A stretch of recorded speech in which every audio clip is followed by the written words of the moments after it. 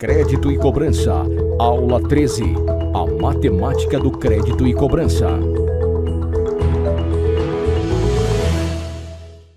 Olá, bem-vindo à 13ª aula do curso Crédito e Cobrança. É um prazer enorme estar com você novamente. Agora, como de costume, antes de começarmos a ver um novo assunto, vamos revisar todos os conceitos que aprendemos no nosso último encontro. Tratamos de um assunto de grande importância, o conceito de crédito e débito em nosso dia a dia.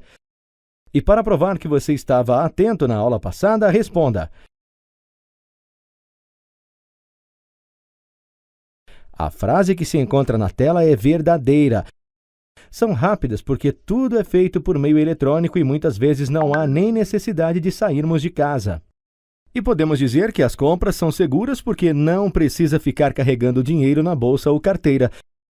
Além disso, no momento de utilizar um desses cartões, é necessário digitar uma senha ou a assinatura. Sendo assim, responda. Isso mesmo. Lembre-se que para usar o cartão de débito é necessário digitar uma senha. O cartão de crédito é utilizado de maneira um pouco diferente e, aproveitando que estamos falando sobre ele, escolha verdadeiro ou falso.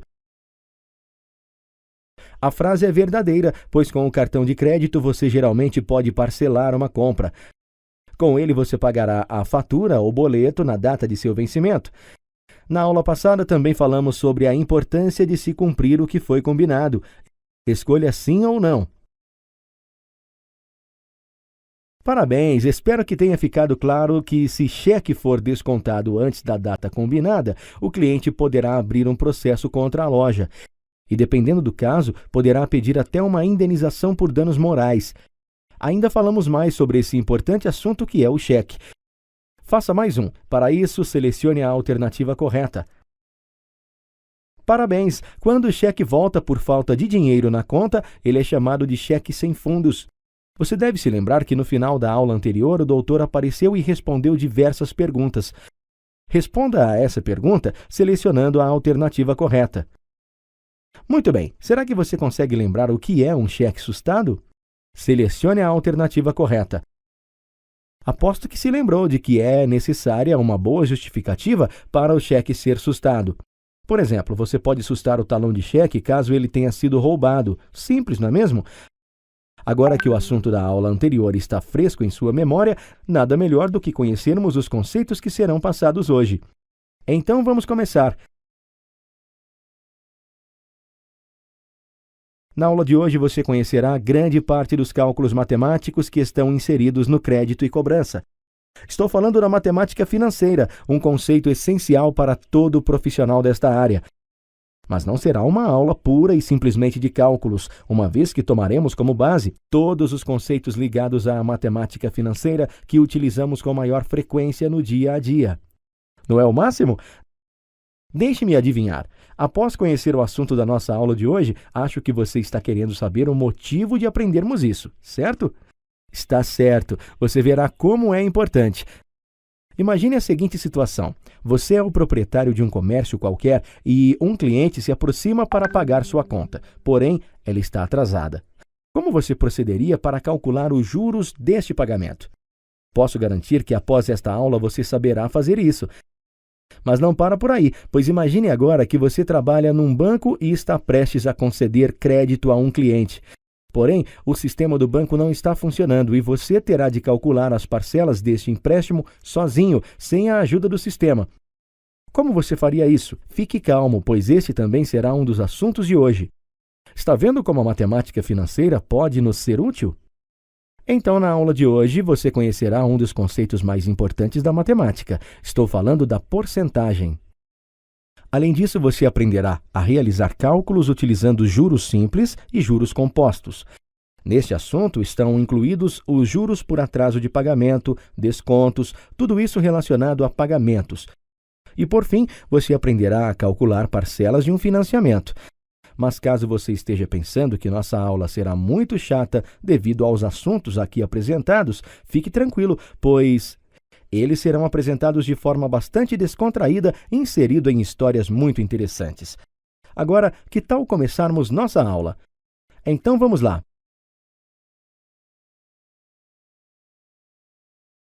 Primeira parte. Porcentagem. Nada melhor do que iniciar nossa aula tratando de um conceito essencial para a continuação da mesma. Estou dizendo isso porque é muito importante dominarmos o conceito de porcentagem antes de entrarmos de vez na matemática financeira. Saiba que este é o ramo da matemática que mais utilizamos no nosso dia a dia, principalmente se trabalhamos com crédito e cobrança. Então vamos começar. Bem, porcentagem nada mais é do que um cálculo, uma razão baseada no número 100, ou seja, em 100 unidades, daí o nome porcentagem. Mas como assim uma razão? Calma, pois quando dizemos que este cálculo é uma razão, estamos dizendo que trabalharemos com uma divisão. Sendo assim, podemos dizer que a porcentagem é a divisão de um número qualquer pelo número 100. Mas para que você entenda melhor, vamos observar um exemplo prático, ou seja, vejamos como a porcentagem está cada vez mais presente no nosso dia a dia. Começamos agora mais um Jornal do Brasil. Vamos então às principais notícias de hoje. O índice de desemprego diminuiu 8% desde o último semestre. O salário mínimo terá um reajuste de 5% já para o próximo mês. Movida ao alto índice de investidores no mercado nacional, a economia brasileira cresceu 14% no último trimestre. E mais uma notícia de interesse nacional acaba de chegar à nossa redação. Segundo as últimas pesquisas, João Inácio Cardoso lidera a corrida eleitoral com uma vantagem de 56% dos votos. Como eu estava dizendo, a porcentagem é muito utilizada no nosso dia a dia, como este apresentador do jornal acabou de comprovar. Dessa maneira, hoje em dia torna-se essencial dominarmos este assunto, pois somente assim saberemos com certeza o que esse apresentador estava querendo dizer, por exemplo. Mas agora chega de conversa e vamos logo à prática. Como dissemos no início, a porcentagem nada mais é do que a divisão de um número qualquer pelo denominador 100. Porém, este número qualquer que citamos não é tão qualquer assim. Quer saber por quê? Bem, quando utilizamos a porcentagem, estamos querendo conhecer uma amostragem, uma proporção. Por exemplo, numa equipe de dança existem 30 meninas num total de 100 pessoas. Então, para sabermos qual é a porcentagem de meninas presentes nesta equipe, precisamos apenas do número total de meninas, ou seja, 30, e dividi-lo pelo número total de pessoas, que neste caso é 100. Assim chegaríamos ao número 0,3, que nada mais é do que 30%. Então temos que a proporção de meninas nesta equipe é de 30 meninas para cada 100 pessoas. Veremos mais um exemplo. Um exemplo muito comum, diga-se de passagem. Como você interpretaria este desconto? Pois bem, como dissemos, a porcentagem é um cálculo baseado na razão de 100, certo? Então, assim, à primeira vista, podemos dizer que a cada R$100 teremos um desconto de R$20. Por exemplo, se a compra for de R$200, o desconto será de R$40, e assim sucessivamente. Mas agora eu pergunto, e se compramos R$150, como faremos para descobrir qual é o desconto? Neste caso, a primeira coisa a fazer é encontrar o índice de desconto, dividindo o número 20 por 100, já que estamos tratando de porcentagem. Realizando esta conta, chegaremos ao índice 0,2. Então, após isso, basta multiplicar este índice de desconto pelo valor da compra, que neste caso é R$150. Esta conta nos retorna um resultado de R$30, que é o desconto pela compra. Agora, fazendo a subtração do valor da compra pelo desconto, temos o valor total a ser pago, que é de R$120. Simples, concorda? Quero deixar claro que este foi um exemplo bastante básico para que você tenha um primeiro contato com este assunto se já não o fez antes. Mas antes, que tal alguns exercícios? Escolha sim ou não. Você acaba de efetuar uma compra de R$100 à vista numa loja e recebe um desconto de 20%. Selecione a alternativa que corresponde ao valor a ser pago. Está quase acabando. Prossiga e responda a mais um. A partir de agora, iremos entrar num assunto mais elaborado, onde utilizaremos a porcentagem.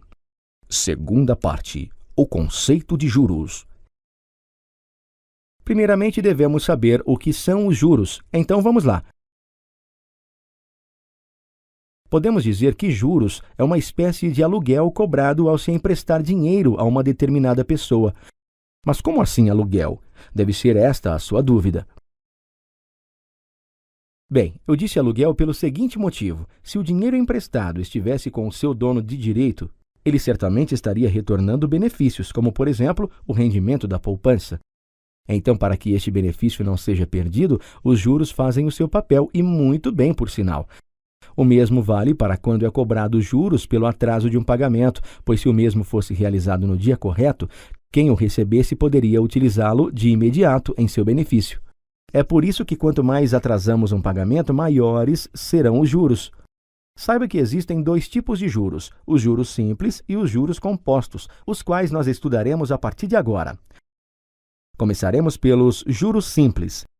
Juros simples consistem no acréscimo da tarifa sobre o capital inicial somente no final da aplicação. Isso quer dizer o seguinte: os acréscimos por um empréstimo, por exemplo, são baseados sempre na quantia inicial. Ou seja, se pegarmos R$ 1.000 emprestado por um período de 6 meses, durante todos os meses, os juros serão cobrados sobre os R$ 1.000 iniciais. Isso retorna um lucro um tanto quanto baixo para quem empresta o dinheiro. Por isso, este tipo de juros não é muito utilizado em transações comerciais atualmente. Porém, é importante estudarmos, já que este é a base para o próximo tipo de juros que estudaremos. Quando estudarmos os juros compostos, você poderá notar a grande diferença que existe entre estes dois regimes. Mas por ora, vamos nos concentrar nos juros simples. Você entenderá melhor através da história a seguir. Como vai, Luiz? Tudo bem com você, rapaz? Tudo bem sim, Samuel. Mas me diga, o que o traz até aqui depois de tanto tempo? Sabe o que é, Luiz? Estou precisando de dinheiro para pagar umas contas atrasadas que tenho por aí. Certo, Samuel. De quanto você precisa, amigo? Preciso de uns R$ 5.000, Luiz. Mas eu prometo que pago tudo em 3 meses. Poxa, Samuel, então por que você não espera mais 3 meses e paga tudo sem precisar emprestar dinheiro nenhum? Estou dizendo isso porque não vai compensar, pois terei que cobrar juros de você. Mas eu não posso mais esperar, amigo. Estou quase indo pro SPC já e... se eu esperar mais um pouco, os juros do cartão de crédito e do cheque especial irão aumentar ainda mais esta dívida. Daqui 3 meses nem sei para quanto vai esta dívida. Certo. É certeza que você terá esse dinheiro daqui 3 meses? Porque se você tiver certeza, eu cobro juros simples, bem baixo. É certeza sim, Luiz. Pode confiar. Então eu empresto para você, com juros de 4% ao mês, certo? Então vamos calcular quanto vai ficar. Deixe que assumo por aqui. Que tal nós ajudarmos o Luiz a calcular qual será o valor final que o Samuel pagará a ele? Então vamos lá. Para o cálculo dos juros simples, nós precisamos de 3 importantes dados. Estes dados são o capital inicial, ou seja, o dinheiro que será emprestado, simbolizado pela letra C. Temos também a taxa que será cobrada, simbolizada pela letra I. E, por fim, o tempo, ou seja, o tempo que o dinheiro ficará emprestado, simbolizado pela letra T.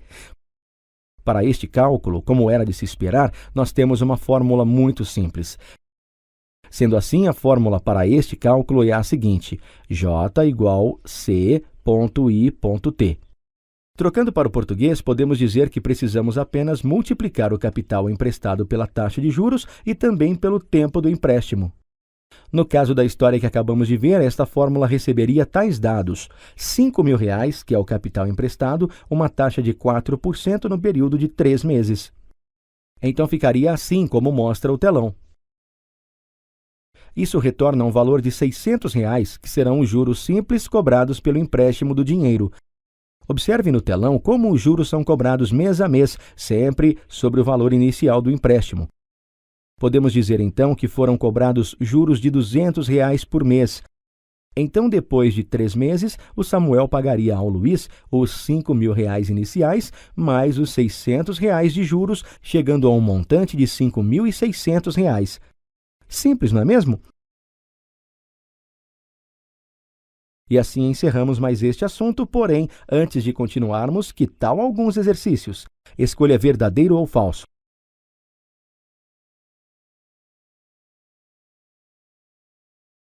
Continue empenhado, pois ainda temos outras atividades. Selecione a alternativa correta.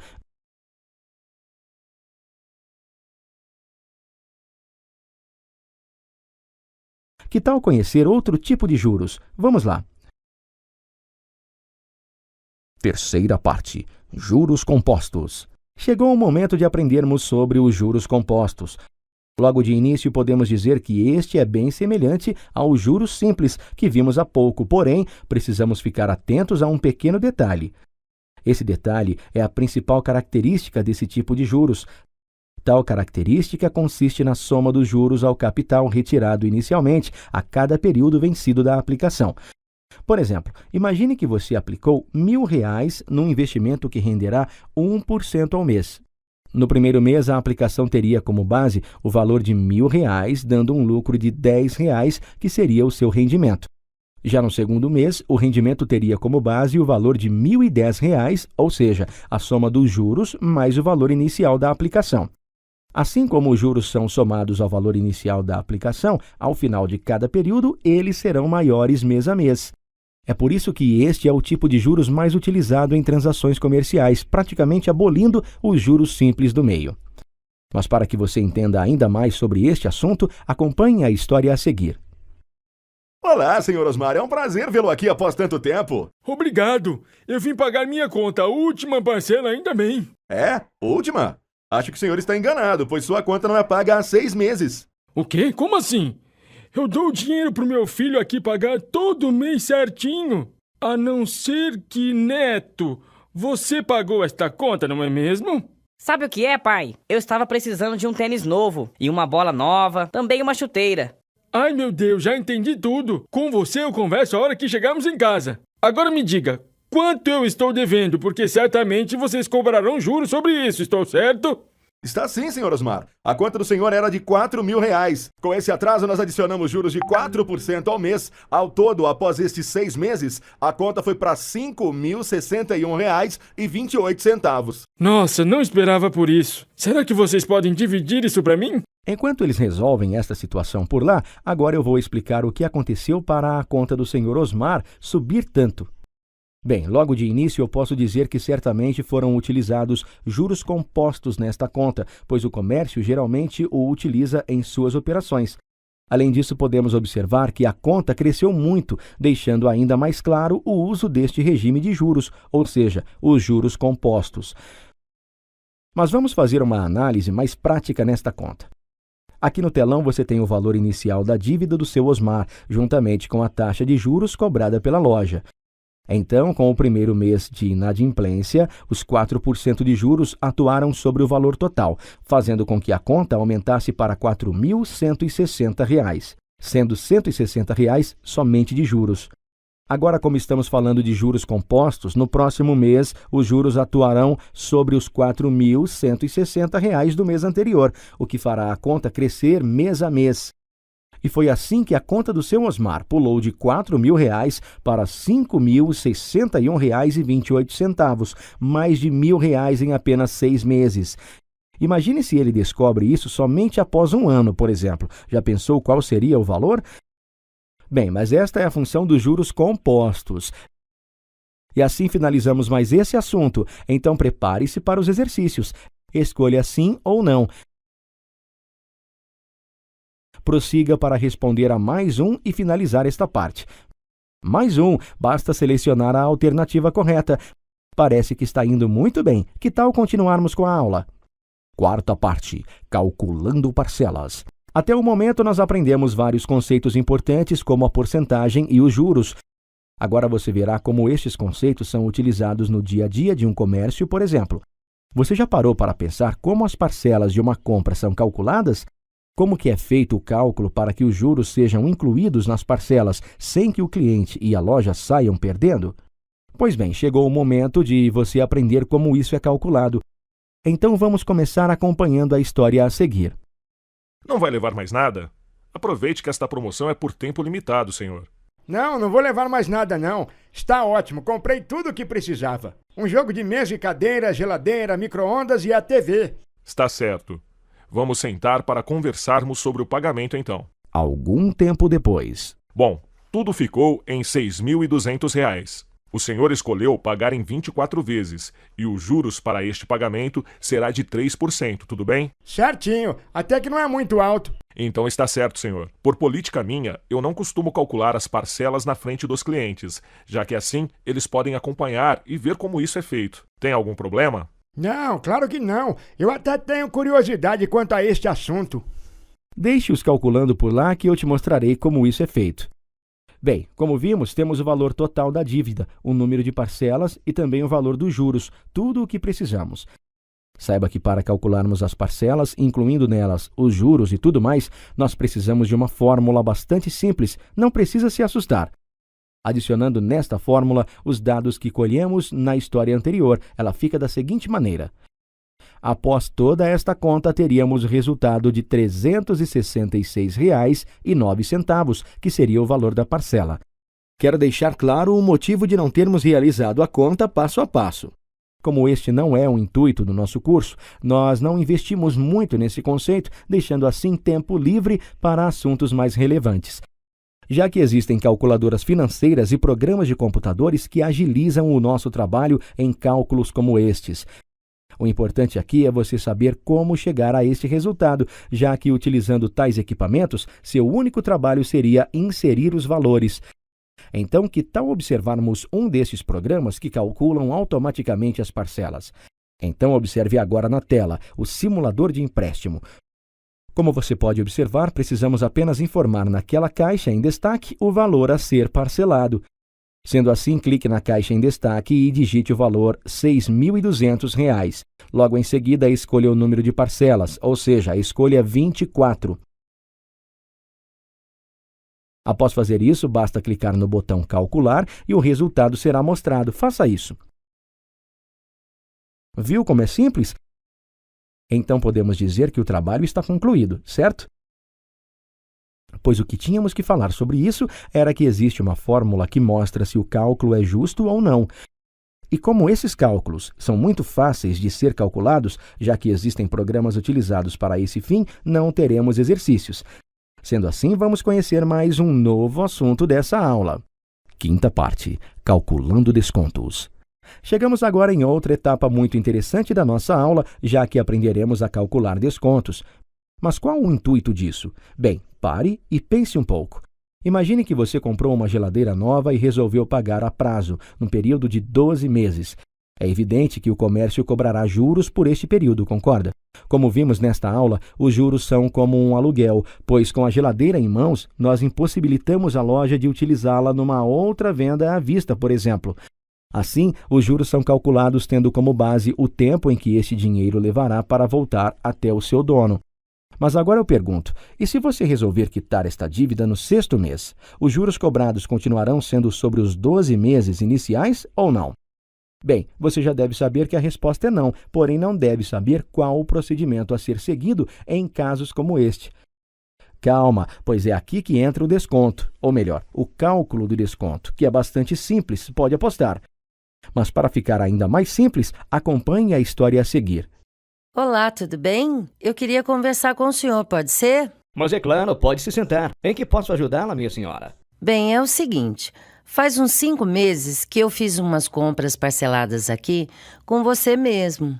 Mas agora eu já consegui todo o dinheiro e gostaria de quitar essa continha.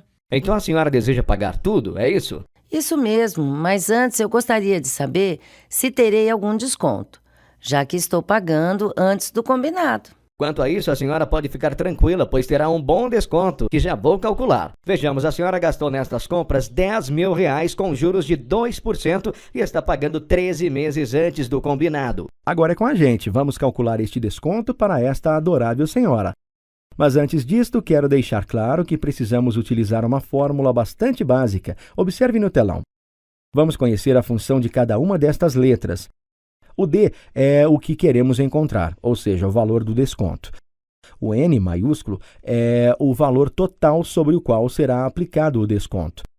O I é a taxa de juros que foi utilizada quando as parcelas foram calculadas, como vimos há pouco.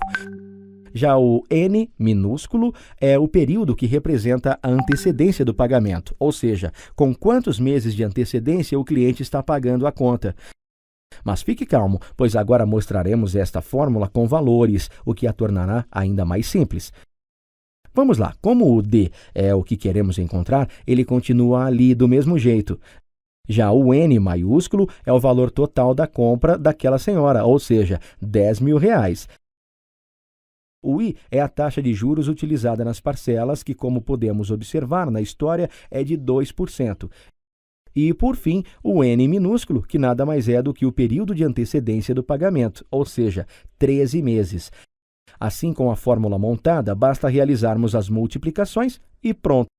Então vamos lá, fazendo R$10.000 vezes 2%, temos um resultado de R$200. Mas ainda não acabou. Multiplicando este resultado pelo número de meses, temos R$200 vezes 13, que nos retorna R$2.600. Então, este é o valor do desconto. Muito simples, concorda? Agora chegamos à hora dos exercícios. Escolha verdadeiro ou falso.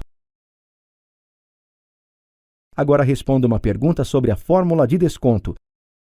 Mais um exercício está chegando, é com você. Pronto, nem parece, mas nossa aula já está acabando. A aula de hoje foi bastante dinâmica, concorda? Estou dizendo isso pois tratamos de assuntos bastante práticos, que estão presentes a todo momento na rotina de um profissional da área de crédito e cobrança.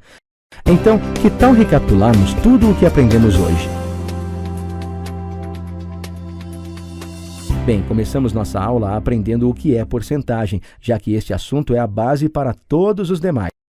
Seguindo a aula, conhecemos os juros, vendo que estes são uma espécie de aluguel cobrado a quem realiza um empréstimo ou compra a prazo no comércio.